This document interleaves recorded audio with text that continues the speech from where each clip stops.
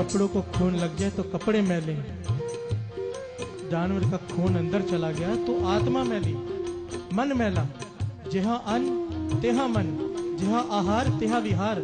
ये science prove कर चुकी है, जैसा हम भोजन खाते हैं वैसे हमारे विचार हो जाते हैं। शरीर को, एक आदमी के साथ मेरी बहस हो गई इस प्रोजेक्ट के ऊपर। जब दास की ये सीडी रिलीज हुई थी ना, तकरीबन 2-2.5 साल पहले, तो साथ संगत जी मेरे कई दुश्मन बन गए थे, क्योंकि सच बोलना तो मुश्किल है ही, सुनना कई गुना ज्यादा मुश्किल है। कहने लगे किसी ने आज तक इस टॉपिक पे कथा नहीं कही, तुम बड़े संत आए हो इस टॉपिक पे कथा करने वाले, कुछ और नहीं मिला तुमको। बहुत सारे फोन आए, धमकियां आई, कई कुछ हुआ साथ संगत। गुरु ने हाथ देख के बचाया, कृपा की गुरु ने। एक आदमी कहने लगा शरीर को एनर्जी की जरूरत होती है, एनर्जी किसी भी चीज से मिले, एनर्जी मिलनी चाहिए, बात खत्म। पर महापुरुषों ने सोझी बख्शी थी। मैंने जवाब दिया कि आपको पता है एनर्जी भी 2 प्रकार की होती है, एक नेगेटिव एनर्जी, एक पॉजिटिव एनर्जी। अगर सब्जी फल फ्रूट खाएंगे तो पॉजिटिव एनर्जी आती है। जिस जानवर को कत्ल करके खाएंगे, साइंस ये प्रूव कर चुकी है, जब जानवर को बांधकर, हाथ पैर बांधकर काटने के लिए लाया जाता है ना, तो उसके अंदर बेचारगी, हीनता, डर, ऐसी भावनाएं पैदा होती हैं कि उसके अंदर एक केमिकल पैदा होता है, एक द्रव्य पैदा होता है, जो मांस खाने वाले के अंदर भी चला जाता है। और वो लोग भी नेगेटिव सोचने लग जाते हैं, डर, हमेशा डरे रहते हैं।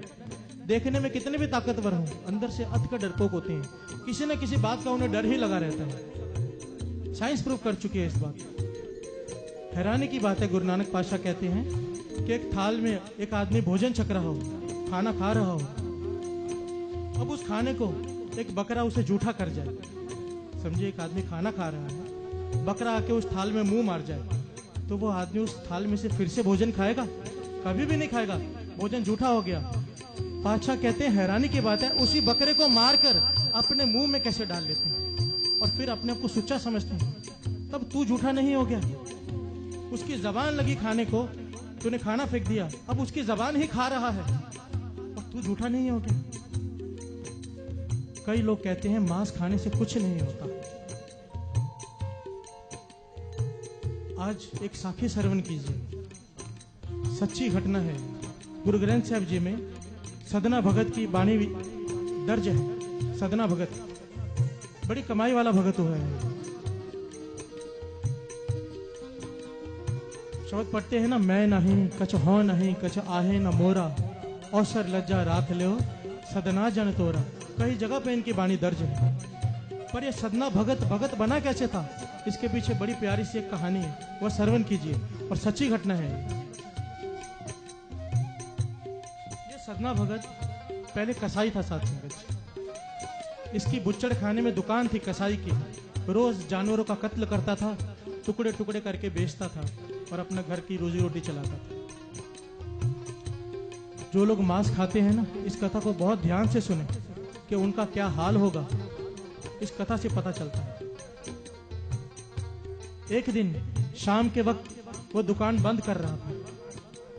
एक ग्राहक आ गया, कहने लगा मुझे मांस चाहिए। इतने किलो उसने बता दिया कितना चाहिए। तो सदना भगत कहने लगा, सदना कसाई कहने लगा, अभी भगत नहीं बना था। सदना कसाई कहने लगा अब तो दुकान बंद हो रही है, मांस मेरे पास सारा खत्म हो गया, सुबह आके ले लेना। ग्राहक कहने लगा मेरे घर में मेहमान आए हैं, मुझे मांस किसी भी हालत में चाहिए। सदना कहने लगा मैं इस वक्त नहीं दे सकता। तो ग्राहक कहने लगा एक बकरे, इतने बकरे तेरे पास पड़े हैं, एक काट दे। सदना कहने लगा इस वक्त अगर मैंने बकरा काट दिया, तुझे थोड़ा मांस दे दिया, सुबह तक मांस बया हो जाएगा, बासी हो जाएगा, कोई लेगा नहीं। तो ग्राहक ने एक तरकीब सुझाई। देखिए खाने वालों की मत मारी जाती है, क्या तरकीब दी उसने। कहने लगा एक काम कर, उसकी एक टांग काट दे, बकरी की टांग काट देगा, वो रात भर तड़पता रहेगा, मरेगा नहीं, सुबह तक जिंदा रहेगा। सुबह आके उसे मार देना, तेरा भी काम हो गया, मेरा भी काम हो गया। अब सदना को यह तरकीब भाग गई कि बात तो अच्छी है, एक टांग काट देता हूँ, रात भर बकरा तड़पता रहेगा, सुबह के उसे मार दूंगा, अभी भी थोड़े पैसे मिल जाएंगे, सुबह का भी काम हो जाएगा। साथ संगत जी, सदना भगत, सदना कसाई चाकू लेके चला गया अंदर बकरे को काटने। जैसे ही बकरे को काटने लगा, चमत्कार हुआ। ये बड़ी लंबी कहानी है कि क्यों ऐसे हुआ।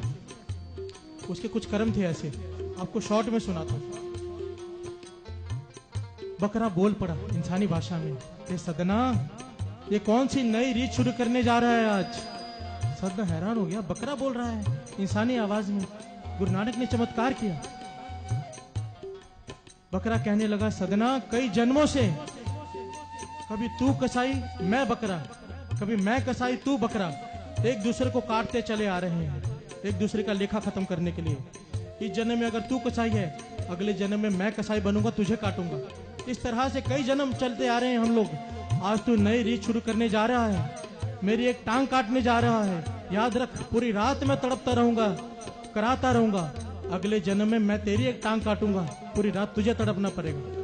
साथ संगत जी, सदना कसाई के हाथ से उस दिन वो चाकू गिर गया, ज्ञान हो गया। ऐसे भक्ति में लगा कि सदना भगत हो गया। उसकी बाणी गुरु ग्रंथ साहिब जी में दर्ज हो गई। अब विचार करने वाली बात है कि जो लोग रोज इतने जानवरों को मारते हैं, उनका क्या हाल होगा। ये जो 84 लाख जोनी है, ऐसे ही नहीं है। इन्होंने कुछ ना कुछ ऐसे काम किए हैं। जो मुर्गियां कटती हैं, बकरे कटते हैं, इन्होंने खाए हैं, वो आज खुद कट रहे हैं। जो लोग खा रहे हैं, उनका क्या हाल होगा। ध्यान दीजिए साथ संगत जी, गुरबाणी हमको समझा रही है। अगर अब भी हम नहीं जागे तो कब जागेंगे। ये कथा हर कोई नहीं करता। डरते